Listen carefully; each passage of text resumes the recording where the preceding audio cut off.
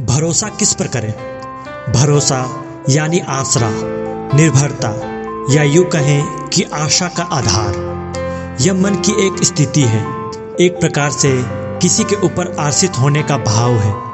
किसी को आधार मानकर उस पर आधारित हो जाना ही भरोसा है। अब प्रश्न यह है कि हम किसी को कैसे आधार मान लें। हम उसी पर आधारित या आश्रित होते हैं जिस पर हमें विश्वास हो, और जब तक किसी बात पर हमें विश्वास ना हो हम उस पर भरोसा नहीं कर सकते। एक पुरानी कहावत है, जब सैया भय कोतवाल तब डर काहे का। एक समय की बात है, एक सामंत अपनी पति को ब्याह कर अपने गांव ले जा रहा था।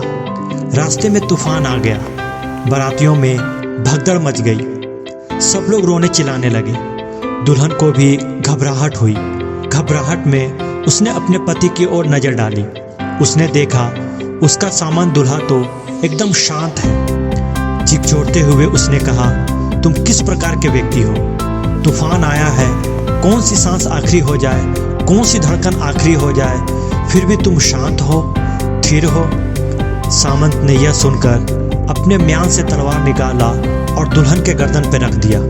दुल्हन थोड़ी देर के लिए विचलित हुई, फिर हंसने लगी। सामंत ने कहा, तुझे मालूम है तलवार की धार कितनी तेज है, फिर भी तुम हंस रही हो। जरा सी मैंने दबाई और तेरी गर्दन गई, तब भी तुम हंसती हो। तलवार की धार तो तेज है, पर यह मेरे दूल्हे के हाथों में है, और जब तक यह तुम्हारे हाथों में है मुझे डरने की क्या जरूरत है। जब तक किसी वस्तु, विषय अथवा व्यक्ति पर विश्वास नहीं होता उस पर भरोसा नहीं किया जा सकता। सामंत दूल्हा का पति है। पति पर विश्वास करने का जो आधार है वही उसके भरोसे का आधार है, इसलिए वह हंसती है निर्भीक होकर। इसे ही कहते हैं भरोसा। अगर आपको ये पसंद आई हो तो कमेंट के माध्यम से हमें ज़रूर बताएं। धन्यवाद।